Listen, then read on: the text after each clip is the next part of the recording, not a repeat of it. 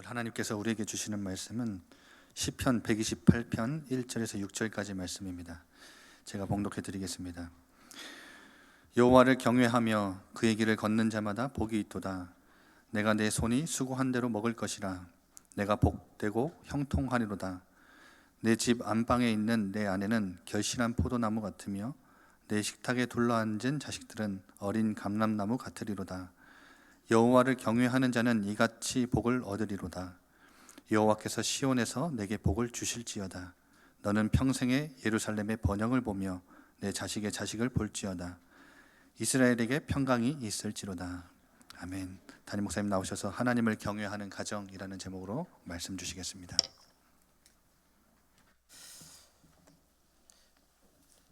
우리 옆에 있는 분들에게 그렇게 축복하며 인사하십시다. 사랑하고 축복합니다. 하나 더 고백하기를, 하나님을 경외하는 가정 축복 누립시다.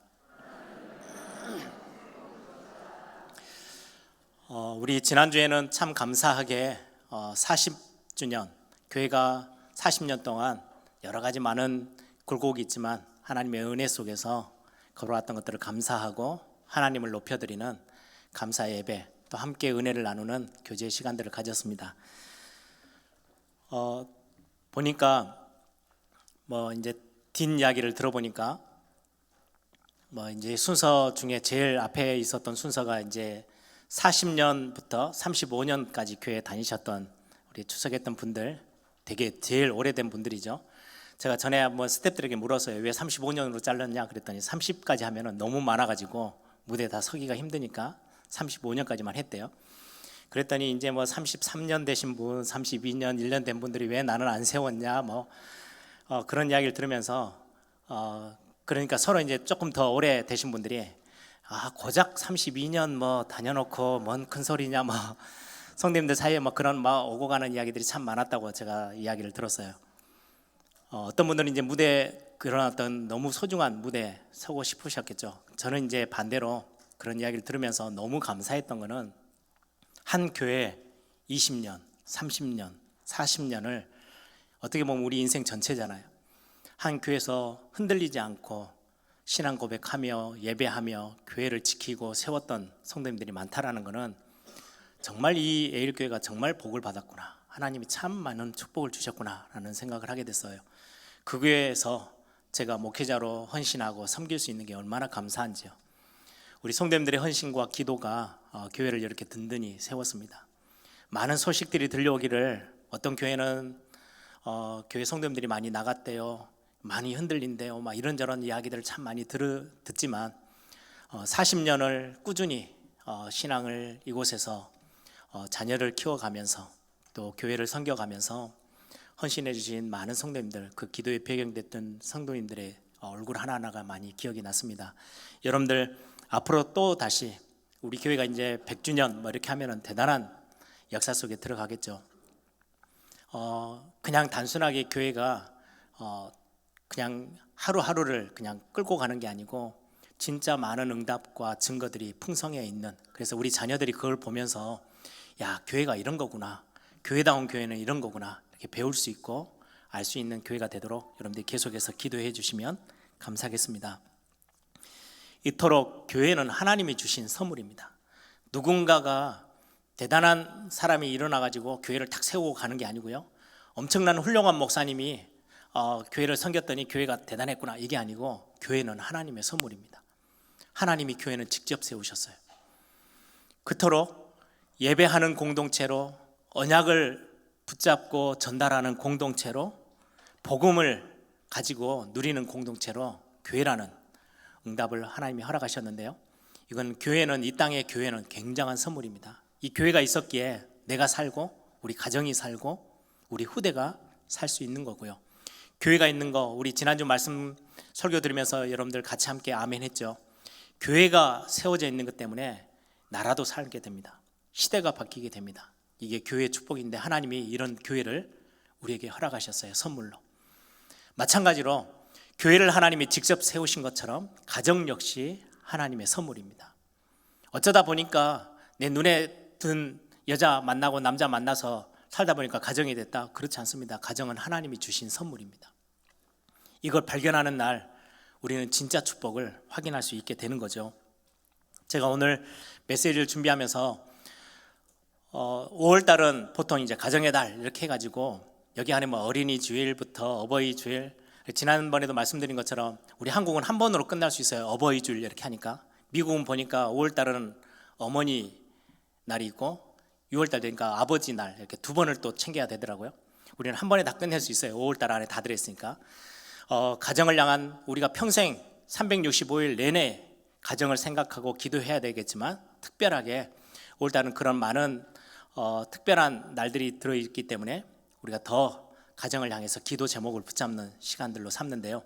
지난 5월 첫 주, 둘째 주는 우리 교회 뭐 선교주일도 있고 우리 또 40주년도 있어서 가정에 대한 메시지를 실제로 나누지는 못했어요. 그래서 오늘 가정에 대한 메시지를 함께 나눠보려고 합니다. 제가 메시지를 준비하면서 그런 기도 제목 하나를 딱 품었어요. 여러분들 야곱 아시죠? 야곱이 어떻게 보면 성경 전체 인물 중에 가장 노력하고 가장 예를 많이 썼던, 성공을 위해서 조금 더 나은 삶을 얻기 위해서 굉장히 몸부림쳤던 사람, 가장 어떻게 보면 그렇게 순서를 세우면 가장 앞에 설 만큼 예를 쓰고 수고하고 노력하고 최선을 다했던 사람이 야곱이거든요. 하나님의 어떻게 보면 막 엄청난 축복을 손에 쥐기 위해서 엄청 노력하다가 결국은 그게 손에 쥔 게 아니었어요. 다 놓고 도망자가 돼서 외삼촌 라반의 집으로 도망가는 길에 그 광야에 들판에 누워서 하늘을 구름을 이불 삼아 돌베개 베고 누워있다가 그 밤에 하나님이 중요한 걸 보게 하시죠. 하나님이 계시는 하늘에서부터 자기가 누워있는 그 비천한 자리까지 사다리가 쫙 연결되더니 하늘 천사들이 오르락 내리락 하는 걸 보게 돼요. 그제서야 창세기 28장 16절의 고백입니다. 야곱의 고백입니다. 과연 하나님이 여기 계시거늘 내가 몰랐구나. 무슨 말이에요? 엄청 예를 쓰고 노력해서 살고 했는데 결국은 손에 쥔 건 아무것도 없고 다 빼앗기고 놓쳐버리고 빈털터리로 어떻게 보면 완전 실패자처럼 지금 도망자 신세가 있어서 가고 있는데 내 처음부터 지금 이 시간까지, 아니 앞으로의 내 모든 남은 생애를 하나님이 나와 함께 하셨고 나를 인도하고 계시고 내 인생의 주인이 되시는데 내가 모르고 있었구나, 놓치고 있었구나. 하나님은 어느 날 갑자기 나타나신 게 아니었어요. 야곱이 뱃속에 있을 때부터, 쌍둥이로 뱃속에 있을 때, 엄마 뱃속에 있을 때부터 하나님은 야곱을 축복하기로 작정하시고 늘 함께 하셨어요. 늘 인도하셨어요. 그런데 야곱은 모르고요, 하나님을 바라보지 않고요, 자기 노력, 자기의 열심, 자기를 의지하고 얼마나 애를 썼는지 몰라요. 그러다 결국 다 놓쳤잖아요. 어느 날 야곱이 고백하기를 과연 하나님이 나와 함께 하시는데 내가 알지 못했네. 그때부터 야곱의 삶은 조금씩 달라지기 시작합니다.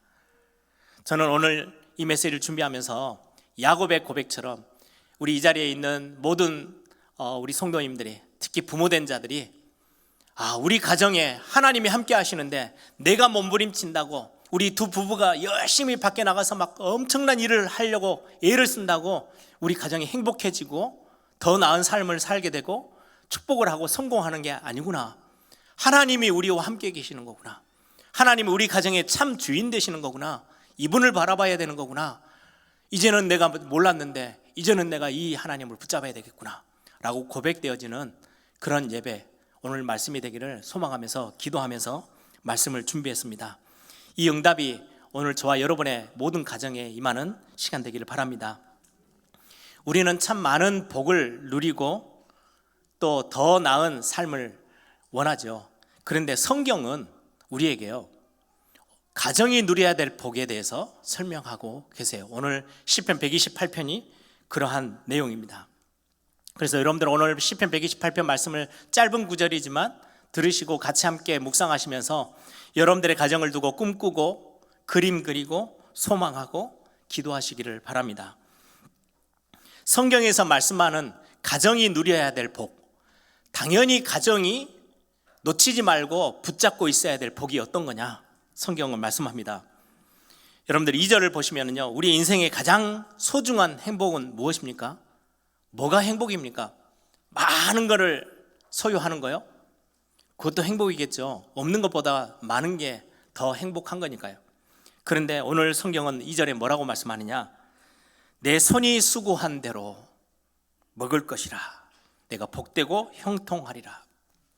네가 손이 수고한 대로, 우리가 애쓰고 노력한 대로 우리가 누리고 얻을 수 있는 거라면 그게 가장 큰 축복이야 라고 성경은 말씀해요. 예전에 그런 글을 본 적이 있어요.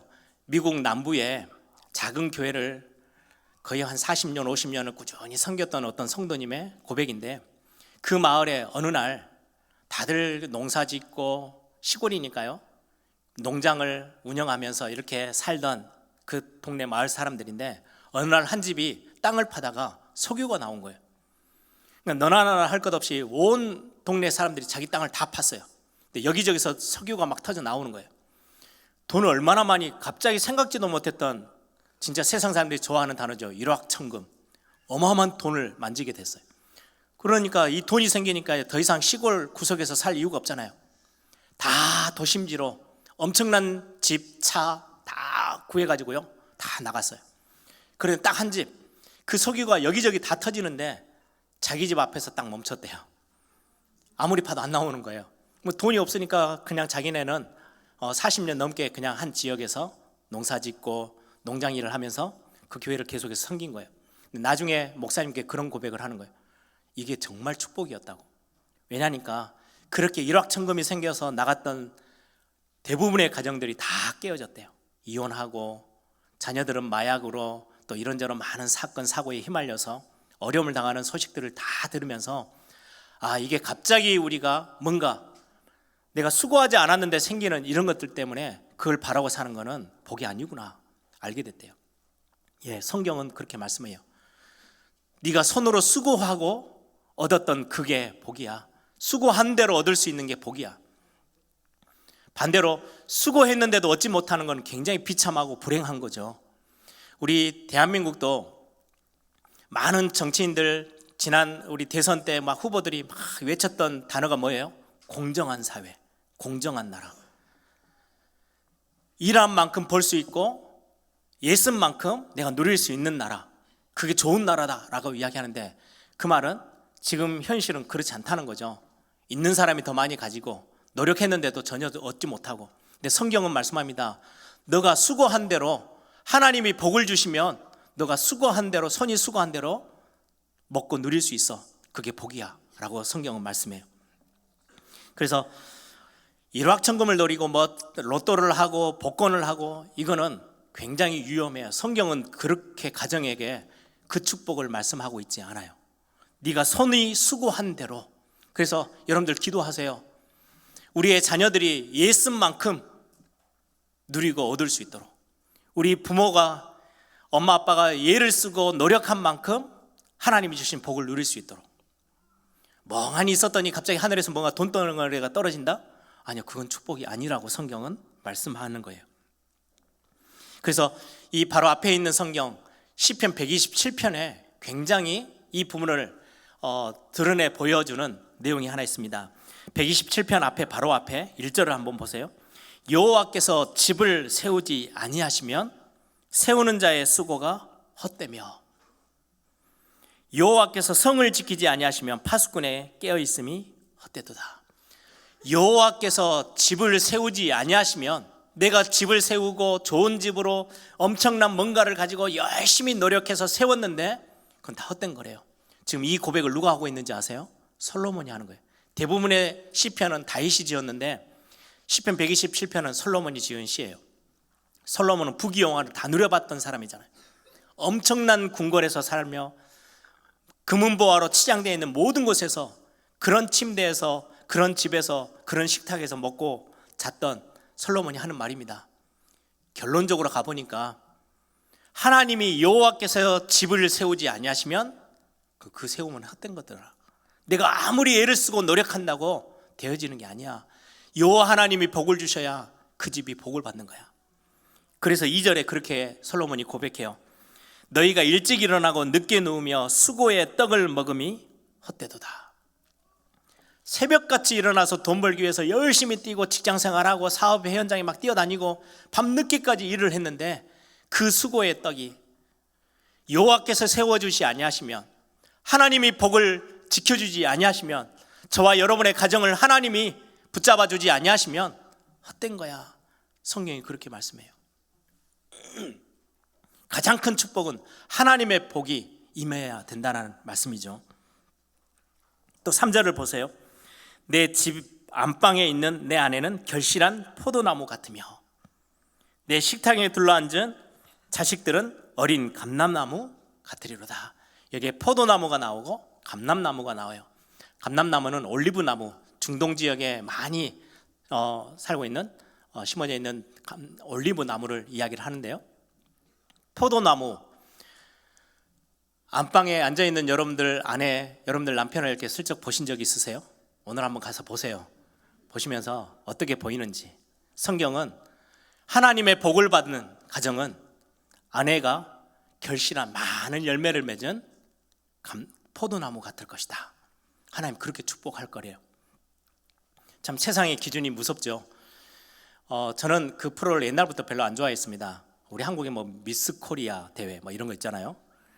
완전 날씬해가지고 뭐 이렇게 막 얼굴이 예쁘장하게 다 뜯어 고치고 이렇게 해서 그걸 보고요, 미인의 기준 1등 그걸 쳐다보던 많은 분들이 가서 얼굴 다 뜯어 고치는 거예요. 뭐 몸에 있는 살 다 빼야 되겠다고 얼마나 애를 쓰는지요. 저는 별로 그렇게 썩 그 프로는 별로 좋아하지 않습니다. 왜냐니까 세상의 기준에 우리가 끌려다닐 이유가 없잖아요. 어떤 분이 그런 이야기를 하더라고요. 얼굴에 좀 상처가 나서 성형외과 가서 이렇게 수술을 하려고 치료를 받으려고 가서 앉아 있는데 들어오는 여자들이 얼굴이 거의 다 비슷비슷하더래요. 왜냐니까 같은 의사가 얼굴을 뜯어 고치면 뭐 비슷하겠죠, 뭐 당연히. 왜 그렇게 살까? 뭐 이런 이야기를 하더라고요. 우리의 미의 기준도 달라져야 돼요. 그렇죠? 우리는 하나님의 백성들이잖아요. 오늘 성경 뭐라 하냐? 결실한 포도나무 같아. 하나님 성경에 너희 아내가 아주 날씬하고 이쁜 축복을 줄 거야, 그렇게 이야기하고 있지 않아요. 결실한 포도나무, 많은 열매를 맺는 포도나무. 어떻게 보면 풍성함, 포도나무는 생명을 상징해요. 또 다산의 축복도 의미하고 있어요. 근데 그걸 넘어서서 영적인 풍성함을 이야기해요.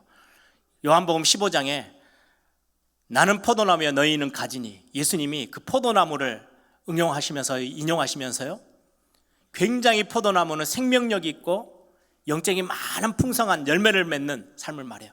여러분들의 아내가, 여러분들의 남편이 집에서 영적인 부분이 흘러넘치고 영적인 축복과 은혜가 넘치는 가정이면 가장 축복된 가정이라고 성경은 말씀하고 있어요.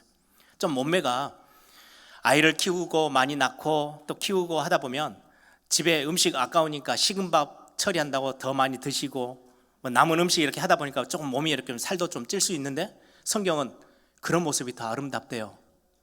미스코리아 나온 그 사람들이 아름다운 게 아니고 많은 생명력과 영적인 풍성함을 가지고 자녀들을 키울 수 있는 그 가정의 아내와 엄마가, 남편이 복을 받은 거래요.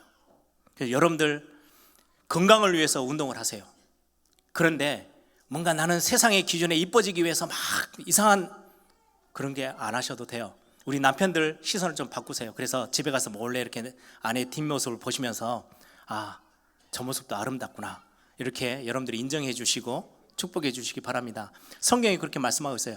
너희 아내가, 안방에 있는 너희 아내가 결실한 포도나무 같이 되는 거, 그게 복이래요. 또 너희들의 자녀는 어린 감람나무 같으리로다. 감람나무 올리브나무죠. 올리브나무의 특징이에요. 처음 심었을 때 몇 년간은 거의 한 10년 정도는요, 열매가 잘 안 맺힌대요. 뿌리 내린다고 시간이 걸려요. 그럼에도 불구하고 엄청난 가능성이 있어요. 한번 열매를 맺기 시작하면 이 감람나무, 올리브나무는 특징이, 많은 사람들이 중동 지역에 이게 성경에 나오는 올리브나무입니다 라고 설명하면서 이건 500년 됐고요, 이건 1000년 됐고요. 예수님이 겟세마네 동산에 올라가셔서 기도하셨잖아요. 십자가 지시기 전에. 거기에 심어진 나무들은 2000년이 됐습니다. 이렇게 이야기하는, 굉장히 오랫동안 생명력을 유지하는데 1000년 동안, 500년 동안 계속해서 매년 열매를 맺고 있는 나무가 성경에 나온 감람나무, 올리브나무예요. 우리의 자녀들은 미래를 내다보면서 가는데요, 너희의 자녀가 하나님의 복을 받으면 어떻게 되느냐, 엄청난 가능성을 가지고 있고 나중에는 이게 단순히 1년, 2년, 10년이 아니고 500년, 1000년, 2000년, 3000년 매년 열매를 맺어낼 수 있는 그런 멋진 나무, 굉장한 생명력과 굉장한 미래가 보장되어 있는 축복으로 하나님이 채우시겠다고 하시는 약속입니다. 교회의 미래, 그래서 다음 세대를 놓고 우리는 기도하고 그들에게 모든 힘을 쏟는 거예요. 왜요? 이들이 세워지면 우리 교회 그냥 단순히 40년, 100년이 아니고요, 수백 년을 이 교회가 현장을 살려내고 설 수 있을 미래가 그들에게 있기 때문에 그렇습니다. 성경에 하나님의 복을 받은 가정은 아내가 결실한 포도나무 같이 축복을 받을 것이고, 너희들의 자식들은 묘목일 뿐인데 지금 볼 때는 열매가 없는 것처럼 보이지만 수백 년 동안 열매를 맺어낼 수 있는 감람나무 같이 하나님이 축복하실 것이다 라고 약속하고 계십니다. 그러면서 5절에 보면 여호와께서 시온에서 내게 복을 주실지어다 너는 평생에 예루살렘의 번영을 보며, 가정이 축복을 받는데 예루살렘이 번영해요. 가정이 축복을 받으면 나라가 삽니다. 가정이 축복을 받아야 교회가 든든해집니다. 가장 축복의 시작점이 어디냐? 가정입니다. 그래서 저는 시편 128편을 제가 결혼 주례할 때 자주 사용하는 본문이기도 한데요, 하나님이 가정에 복을 주시면 어느 정도로 축복을 받느냐? 교회가 살아나요. 국가가 바뀌어요. 사회가 바뀌어요. 가정이 무너지면 국가가 아무리 대단한 정치인이 세워진다 해도 그 나라는 무너지고 맙니다. 그래서 한때 로마라는 나라가 엄청난 힘을 가지고 있었던 강대국이었잖아요. 그런데 말년에 엄청나게 막 내리막길로 가고 있을 때 유명한 사람이 고백하는 거예요. 막 소리치는 거예요. 모든 로마인의 남자들이여 가정으로 돌아가라. 가정을 살려라. 왜요? 가정이 무너지면 나라는 무너지는 거거든요. 가정이 흔들리면 교회 역시 무너집니다. 오늘 본문의 예루살렘의 번영을 보며 구약의 예루살렘은 지금의 교회를 상징합니다. 가정이 힘을 얻고 가정에 하나님의 복이 임하기 시작하면 교회가 살아나요. 하나님의 나라가 든든히 세워져요. 나라가 살아나요. 사회가 살아나요. 지역이 살아나요. 지역 복음화는 얼마나 많은 전도자들이 일어나서 전도하고 다니느냐가 아니고요, 한 가정이 든든하게 세워질 때부터 지역 복음화, 세계 복음화, 국가의 모든 응답들이요 거기서 시작하는 거예요. 교회 축복도 마찬가지예요. 너의 평생의 예루살렘의 번영을 보며 교회가 부흥되어지고 교회가 복을 누리는 엄청난 축복은요 가정에서부터 시작해요. 하나님이 이 가정을 축복하시겠다고 약속하시는 겁니다. 6절에 보면 내 자식의 자식을 볼지어다. 자식의 자식을 보는 것은 내 손자 손녀를 본다는 건데요, 후대에 대한 엄청난 축복이기도 하지만 내 개인에게 주어졌을 때는요, 내가 손자 손녀 증손자 증손녀를 볼 만큼 오랫동안 장수하며 건강하며 살 수 있는 축복도 하나님이 허락하신다는 말씀입니다. 시편 오늘 바로 앞에 있는 127편에 보시면 3절에도 보면 보라 자식들은 여호와의 기업이요 태의 열매는 그의 상급이라. 자녀들이 많고 아내가 아이들을 놓고 키우고 양육하는 모든 그 가정이 하나님의 엄청난 복인데, 이게 내가 더 건강해져서 손자 손녀도 볼 만큼, 그리고 그들과 함께 하나님 앞에 영광 돌리며 평안한 삶을 살도록 하나님이 이 말씀을 붙잡는 사람들을 하나님이 복 주시고 하나님이 축복하신다는 말씀을 오늘 우리에게 주시는 부분입니다. 그러면 더 중요한 거는요, 이 축복을 누구에게 허락하시냐는 거예요. 하나님의 복이 임하면 교회도 살고 국가도 살고 사회도 바뀌고 다 살게 되어지는데, 이 축복이 누구에게 임하느냐? 오늘 1절과 4절입니다. 여호와를 경외하며 그의 길을 걷는 자마다 복이 있도다. 4절에 여호와를 경외하는 자는 이같이 복을 얻으리로다. 하나님을 경외하는 자, 여호와를 경외하는 자에게 이 가정의 축복을 마음껏 하나님이 쏟아 부으시겠다고 약속하셨어요. 경외하다라는 말은 여러분들 잘 아시죠? 존경하고 존귀히 여기면서도 두려워하는 거, 이 단어가 다 섞여 있어요. 그냥 존경하는 거, 존귀히 여기는 거를 뒤로 빼버리고 두려워한다, 이거는 우상 숭배하는 사람들이 섬기는, 그들이 섬기는 신에게 하는 행동이에요. 존경하는 게 아니고요, 두려워하는 거예요. 근데 하나님은 단순히 두려워하는 대상이 아니에요. 존경하고 사랑하고 그러면서도 함부로 하지 않아요. 두려워한다는 말은 그런 말이에요. 여러분들 부모를 공경한다, 부모를 경외한다 라는 의미는요, 부모를 사랑해요, 존경해요. 그러면서도 부모를 함부로 하지 않아요. 왜요? 두려워하기 때문에. 무시하지 않아요. 업신여기지 않아요. 인정해드려요. 그게 부모를 경외하는 거예요. 하나님을 경외한다는 말은 하나님을 업신여기지 않고 하나님을 하나님으로 인정하고 하나님이 주인이라고 고백했을 때, 맞습니다, 하나님이 우리의 가정의 주인이시고 우리 가정의 왕이십니다 라고 고백해 드리는 거, 그러면서 하나님을 높여 드리는 거, 그게 경외함이에요. 사무엘상 2장 30절에 보면 나를 존중히 여기는 자를 내가 존중히 여기고 나를 멸시하는 자는 내가 경멸하리라.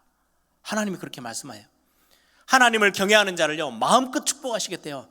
네가 나를 존귀히 여겨? 나도 너를 존귀히 여기고 축복할 거야. 근데 나를 업신여겨? 그럼 내가 너를 경멸할 거야. 하나님이 하시는 말씀이에요. 우리는 하나님을 경외함으로 살아갈 때, 이 경외함을 놓치지 않을 때 하나님은 저와 여러분에게 가정으로부터 개인에게 그리고는 교회에 엄청난 축복을 허락하신다고 약속하는 겁니다.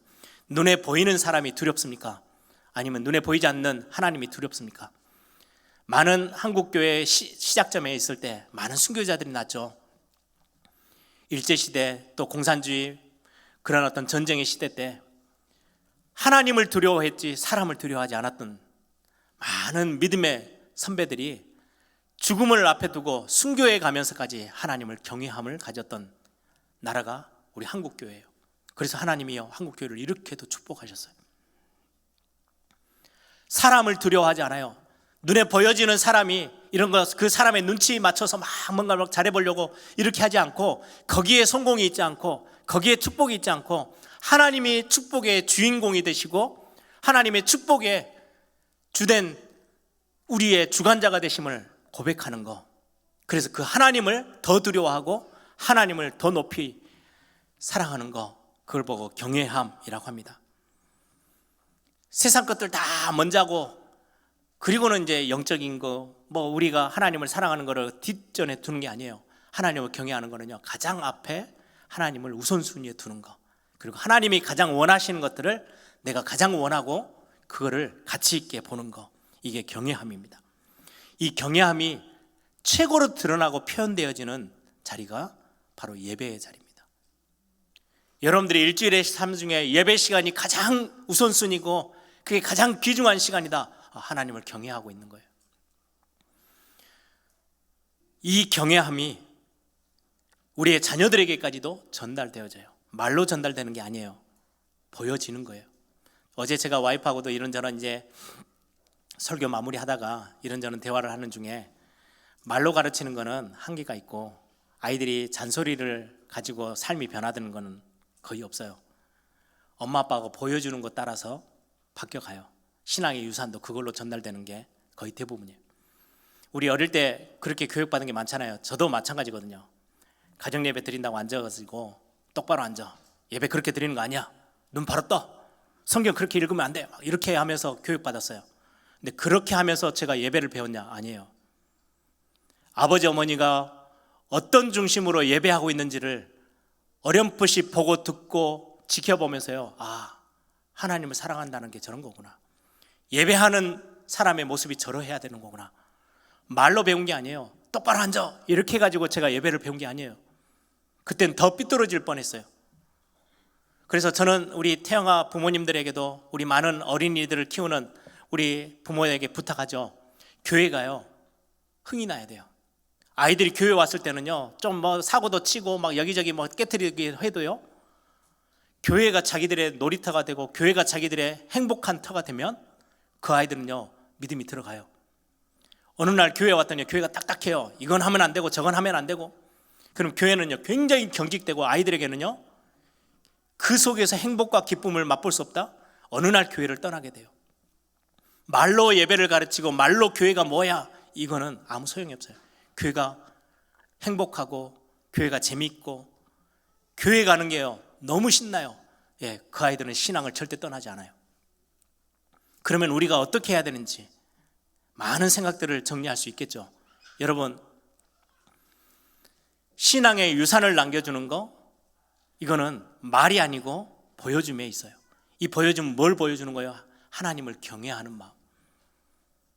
저는 어느 날 우리 부모님들을 보면서 우리 형제들끼리도 모이면 그런 이야기 해요. 우리 부모님들이 하나님을 경외하는 그 마음 100분의 1도 못 따라갈 것 같아. 근데 그거 따라가 보려고 예를 써보자. 형제들끼리 하는 이야기예요. 어릴 때 아버지가 우리 가정예배 하면서 똑바로 앉으라고 했는데 그것 때문에 내가 예배 생활이 이렇게 회복됐어. 이런 이야기는 단 한 명도 안 해요. 부모가 직접 보여줬던 그 하나님을 경외하는 마음들, 이게 가정을 축복하시는 하나님의 원리래요. 여호와를 경외하는 자에게 이같이 복을 주시느니라. 가정에 엄청난 축복이 예비되어 있는데 이 축복을 누구에게 쏟아 부으시느냐? 하나님을 경외하는 자, 하나님을 경외함을 아는 가정에게, 하나님의 경외함을 아는 교회에게 하나님이 부으시는 어마어마한 축복들입니다. 여러분들 이번 한 주 동안 좀 많이 묵상해 보세요. 부부가 같이 함께 시간을 잠깐 내셔서 우리가 하나님을 경외하는 거 어떻게 신앙생활 할까? 여러분들이 아침에 주일날 막 예배하러 오면서요 막 부모님들이 신이 나서 교회 가는 게 너무 좋아 이렇게 오면요 아이들은 어쩔 수 없이 끌려오는 것처럼 보이면서도요 교회는 흠이 나는 거예요. 여러분들의 가정의 주인이 누구십니까? 가정에 복을 주시는 분은 하나님이십니다. 우리 가정의 참된 주인이시고 참된 왕이십니다. 그래서 어떤 목사님은 그런 이야기를 하더라고요. 부부싸움 하다가도 쉿, 야 우리 집에 왕이 계셔 그렇게 하래요. 저는 굉장한 적용이라고 생각해요. 여러분들 한번 해보세요. 목소리가 막 높아지려다가도 쉿, 우리 집에 왕이 계셔. 우리 조용해야 돼. 예, 맞아요. 우리 가정의 주인은 왕이세요. 하나님이세요. 우리 가정의 왕이 하나님이세요. 이 가정에 복을 주시는 분이 하나님이셔요. 우리가 많은 애를 쓰고 노력하는 것도 중요하지만 하나님이 가정에 복을 주시는 분은 오직 하나님 한 분뿐이거든요. 그래서 전도서 그 솔로몬이 고백했던 전도서의 고백에 보면요 1장 시작하면서 1장 2절에는요 헛되고 헛되며 헛되고 헛되니 모든 것이 헛되도다. 아니 엄청난 걸 가지고 누렸던 솔로몬이 하는 이야기예요. 헛되고 헛되며 헛되고 헛되니 모든 것이 헛되도다. 헛되고가 5번 들어갔죠. 모든 게 다 헛되대요. 그런데 그렇게 헛되라고 생각했던 그 부분이 마지막 결론에 가서 솔로몬이 그렇게 고백해요. 전도서 12장 13절에 일의 결국을 다 들었으니 우리 인생의 모든 결론을 다 내고 나니 하나님을 경외하고 그의 명령을 지킬지어다. 이것이 모든 사람의 본분이니라.